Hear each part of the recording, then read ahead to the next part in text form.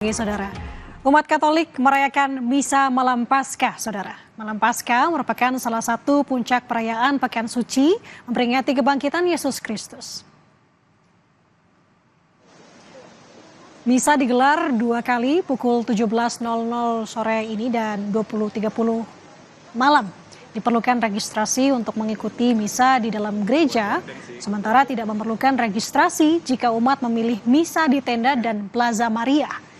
Misa Malam Paskah digelar dengan tema kepedulian lebih kepada saudara yang lemah dan miskin.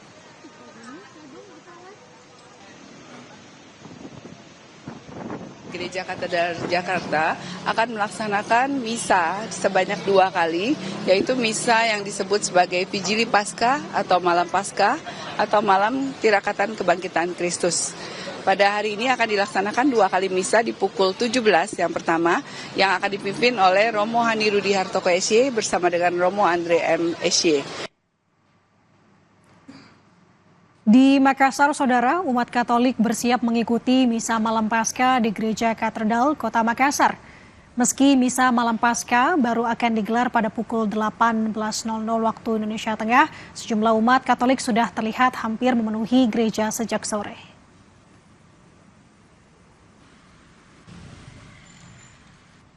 Prosesi ibadah Hari Raya Paskah masih berlangsung hari ini, Saudara. Kita akan tanyakan langsung ke jurnalis Kompas TV, Linda Wirawan di Gereja Katolik Santo Yosef di Makassar. Selamat pagi, Linda. Bagaimana pelaksanaan perayaan Paskah di Gereja Katolik Santo Yosef di Makassar pagi ini?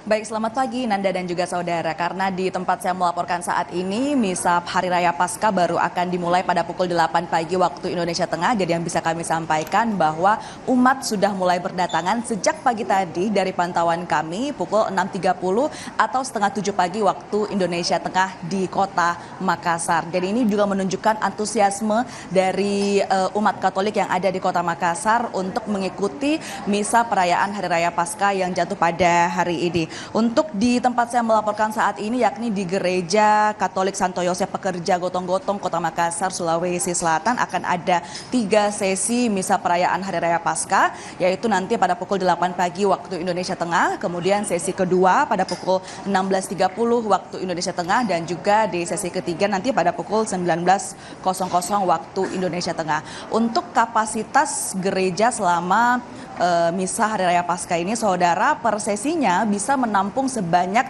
4.000 umat yang ingin beribadah. Untuk itu beragam persiapan dilakukan dari pihak gereja, mulai dari membuka basement dan juga aula gereja untuk menampung para umat yang ingin beribadah selama Hari Raya Paskah ini.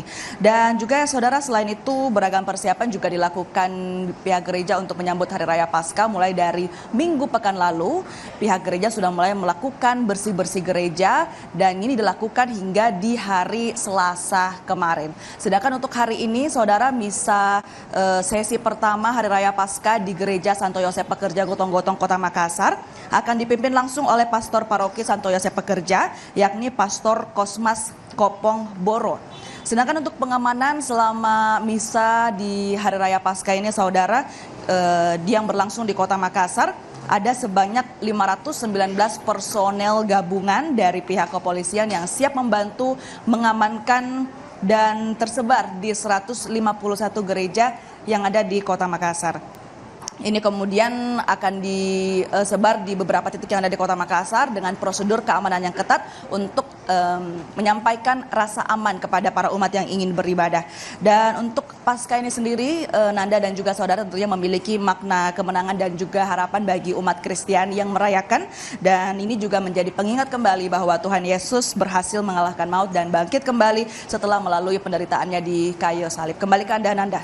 Baik, ada 3 sesi misa perayaan Paskah hari ini di Gereja Santo Yosef Makassar, dan sudah terlihat sebenarnya, sudah terasa hikmatnya. Meski masih memasuki sesi pertama, kita akan lihat dan nantikan laporan dari Anda. Terima kasih jurnalis Kompas TV, Linda Wirawan melaporkan dari Makassar.